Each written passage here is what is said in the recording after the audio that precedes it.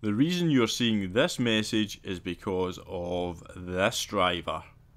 Yep, KIMI VELOCINI calling me his friend for some strange reason. But we'll play the game and we'll send him a nice little message back saying it's nice to see him again. It's not nice to see him again, I'll tell you that right now. But yeah, Steady Delboy here, we're back with another video. We're starting P3, it's Daily Race C from this week. It's Sardinia Road Track in reverse. And, well, yeah, you can guess the sort of things that are going to happen in this race. However, we are up front P3 and we've got two drivers, very quick drivers in front of us, and we've got two very quick drivers behind us. So we've got a kind of cushion from KIMI VELOCINI. And if you don't know who KIMI VELOCINI is, then you must have been living under a rock for the past couple of years, because this guy has been absolutely terrorizing, tormenting and trolling. It's 3 T's, and I can think of a few things to call him that begin with T, but we won't go there. This is a family friendly show. But anyway, he has been doing all of those things consistently for the past couple of years, and he has still yet to be banned by PD. Now, there were rumours going around that he had been banned. There were strong rumours that he had been banned and had been, well, he'd been reported several times, but I can confirm he has not been banned. And while I confirm that, you can subscribe to this channel and it will take us hurtling towards that 5,000 subscriber mark. Now, if you can find it within you to hit that subscribe button, I would be very grateful, and quite honestly it would, you know, bring a tear to my eye at the support this channel has received over the last sort of 8 months. It's been mind-blowing, to be honest with you. But yeah, back to the race. So we're going to complete lap 1 here. We have managed to stay on the coattails of two of the really quick drivers in the game, and yeah, can't really complain. It was my first race of, well, one of my first races of the week, so the pace was good. I knew that from the time trial qualifying that I did have a little bit of pace, but nice to see that it wasn't completely, you know, out with my race pace for a change. But if we come round there, round turn 1, you know, that's some driving there to go too wide, but they both survive it, and they just have a little swap of position. So, all good. We are still well within the hunt here, and we've got Scotty Senior behind us. Now, Scotty Senior was streaming at this point, so I suspect that's what brought KIMI VELOCINI out of the shadows and into our, hurtling into our lives and this lobby, which is not good. Trust me, it is not good. But anyway, he's up to P5, so I have to admit, I was keeping one eye on the cars in front, and I was certainly keeping one eye on that leaderboard, because KIMI does have pace. He can work his way through a pack on occasion, and I just hoped it wasn't going to be this occasion, because I really did not want to spoil what is turning out to be a fantastic race on a really good track. And to be honest with you, although it's a bit of a one-make race, I actually find this Alpha quite enjoyable to drive. Now, I know that's maybe not a popular opinion, but it's my opinion, and I'm entitled to it. So, there you go. Just, there you go. Do what you want with that. I don't care. Call me names if you like, but anyway. We're coming round the corner, the final corner here. We've absolutely nailed another lap as far as my race pace was concerned, because we're still well within the slipstream of those two really quick drivers, and we've got a Scotty Senior stuck to our bumper for good company. Now, this was a big moment. Now, you can see here, Jack Balding is going to go for the move up the inside, and there's going to be a little bit of contact, slightly, but the Icelandic driver goes wide. That excited there, I was getting my tongue tied. He goes wide, we've got nowhere to go, so we just smash into the back of him. Scotty avoids me, and then hits the two other drivers. So, all in all, we've somehow still remained in the slipstream, in third place. And, you know, minimal damage really. We've got a bumper flashing red in the bottom left there. The Icelandic drivers somehow increased his lead through being absolutely punted forward by myself. But unfortunately we've lost Scotty, who by all accounts suffered absolutely huge engine damage. Now that brings me on to the topic of the damage model at the moment, which has, you know, it's caused a bit of a conversation to happen, because this track is really harsh because of its barriers and walls. Now we can understand that they've obviously introduced this to absolutely cut out the wall riding, which is brilliant. That's great, that's what we want to see. But maybe it's too harsh, I don't know. I actually don't mind it, to be honest with you. It doesn't last for that long. It can kind of ruin your race depending on where it happens. For instance, Scotty there, really no fault of his own, ended up in a bit of a pile up, and he, you know, he loses his engine out of it. We all kind of got away with it and continued on our race, but I suppose that's just racing for you. But what I would say also, as we come across the line here for the end of lap 3, still well within the slipstream I might add, is that Kimi has dropped off that leaderboard. Now that can mean, you know, one of two things. One, he's not rage quit actually, because there's still 16 drivers in the race. Two, more than likely he's been involved in an incident with someone. Now we will cover what has happened behind at the end of this race, because it's certainly worth looking at, because we, although are up the front, you know, the lobby is being affected badly behind us, and we'll see why. Because there's players in this race who could have been up here with us. Like I said, Heaton 93 has got a good pace round this track, and he has now been lost on the leaderboard, and I think we probably can guess why. So yeah, we'll cover it. Now I understand people know that this is what Kimi Velocini thrives on. He loves to troll, maybe loves to feature in a video or two, but you know, if we ever want to get PD to ban this guy, then it's nice to have a body of evidence all nicely packaged on YouTube by myself, and there's other content creators who have recently made videos on him. So we'll have a nice package of video evidence should PD ever need to check, and it's all there and available for them at the click of a button. But yeah, for whatever reason, he's still here. He's not been banned, so, you know, whether we can do that, I don't know. Whether PD can do that, whether he'll just keep coming back with other accounts, it's a mystery. But anyway, on with the race. You can see we're coming across here, end of lap 4.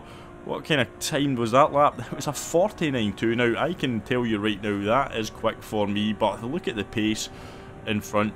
You've got Jack Balding, JB25, a 148.8. That's pretty insane pace, to be honest with you. That's the kind of pace that I certainly can't live with, but I can live with it if they're going to get into a tussle and bring me right back into the mix here. You can see that they're going to have a bit of a fight. They're not particularly keen on working together by the looks of things, and that's good news for me, because we're kind of showing our pace in terms of we're gapping the group behind. P4 is now over 3 seconds behind us, and we are closing in on the leaders here. But there's just little occasions in this track, you can just see where the sort of fast guys, the really fast guys, they just get on the power that little bit early, and it just adds up over the course of a lap. 1 or 2 tenths here, 1 or 2 tenths there, and before you know it, you've lost half a second. So that's really the key here, just trying to show, well, follow their lines, get on the power as early as possible, and we do a nice job of it there. And see, we're actually not losing too much time in this lap, and yeah, we're hopeful at this point, because if, you know, they end up in another little, you know, tussle for the lead, we'll hopefully be there to pick up any scraps that come our way. So coming round here, the final little twisty section, you've just got to get your right hand tyres onto that curb, left hand tyres onto that curb, drop it down into second, power out nice and early, use all the track out on the left hand side there, which they have fixed the penalty system, because that used to be a track limit penalty, which was one of the worst track limit penalties that you could get. Sometimes you'd be on the gravel losing time and it would still give you a track limit penalty, but it doesn't do that anymore, thankfully. So coming round the left-hander there, we just lost a little bit of speed there, but we're still well, you know, we're still within 8/10ths, and we're now on to lap 6, so over halfway, and we're still with the two fast guys, really. And you can see, like I said, from the leaderboard, we've dropped the rest of the field, so this is a kind of, you know, don't do anything silly, and we've definitely got a podium out of this. Whether or not we can go any better, but we're getting faster as we go through our own personal best first sector there. Getting it hooked up onto the right-hander there. Again, a very difficult corner to get right, because it's so easy when you're braking into that corner to lose the back end. You've just got to make sure that you're kind of progressive on the brakes before getting hard on them, and get really, you know, if you can get a good drive out of that corner, it can make all the difference, especially with this big long straight. Now, getting this corner right is crucial, and we do not too bad a job of it. We're still within a second. We're still on our own personal fastest lap, so that just shows you how fast the guys in front are going at the moment. Because if we're doing our own fastest laps, which is a low 49, then, you know, you can guess that these guys in front are doing 48s, which, to be honest with you, in race, you know, trim is really, really quick, because 48s are where the qualifying times are. I know there's some 47s obviously out there, which the two guys in front did, but you know, if you're in a sort of low 48, then you're going to be within the top 100 global times, I reckon. As we come across the line here, what kind of lap time was that? Another 49 too. So yeah, you can see pace is decent, but you know, we just can't quite live with the pace of these two boys in front. They're just too fast. They're basically up there, top split, World Tour level sort of drivers, top 1 or 2 splits at least. And yeah, we've lost the slipstream now, and that's a cue to cut forward onto the last lap coming down straight, because once we lost the slipstream, unfortunately we just weren't able to pick it back up, and we kind of cruised round after that and come across the line unchallenged in P3. So we get the podium, a really, really nice race with Jack Balding and Bjornsson. But the lobby afterwards was absolutely full of one name, and that was, you guessed it, Kimi Velocini. So let's go and look at what happened behind us while we were having a good race up front. What was happening to the rest of the field. Now, I mentioned in the race that we lost Heaton 93 quite early on, and that's the reason why. Kimi sending him to the Shadow Realm. He then serves a penalty on that lap, which was actually a track limit penalty, not for being dirty. But while serving that penalty, he tries to take out the German, you know, loses it himself onto the grass, onto the gravel, and just as he's coming round the corner, there's Heaton 93 exacting his revenge on Kimi. So Kimi gets himself out of the gravel, but it doesn't take him long. Lap 4, going round turn 1, he's just going to use a nice little technique of sending someone wide onto the grass. You won't pick up a penalty for doing that, and he knows exactly what he's doing.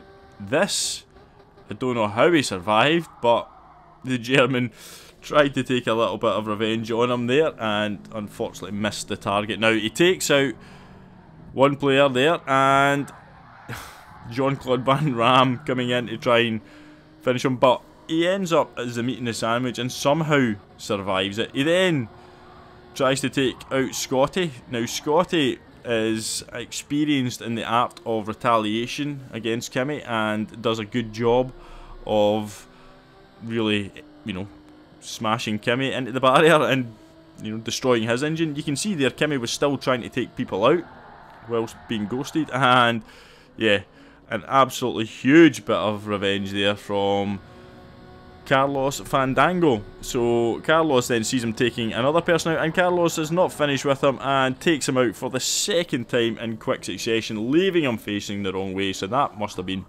a sweet moment there. So that was that, almost, as Kimi ends up being pit laned by Scotty Senior to finish the race. So all in all, an absolutely brilliant race up the front. But this is the problem. Mid-pack, Kimi is absolutely deadly, because he can cause havoc with the cars in front and the cars behind, and yeah, he ruined so many other people's races there. But what you did see was The rest of the lobby were not taking it. They were deciding to fight back. Even if that is what Kimi wants, then at least that's what he's going to get. He's going to get his own race ruined, and fair play to each and every one of those drivers who decided to team up, and whenever they seen someone being taken out by Kimi, they would quickly rush to their aid and repay the favour. So good work, and hopefully, but let's not hold our breath, hopefully PD will eventually ban this troll.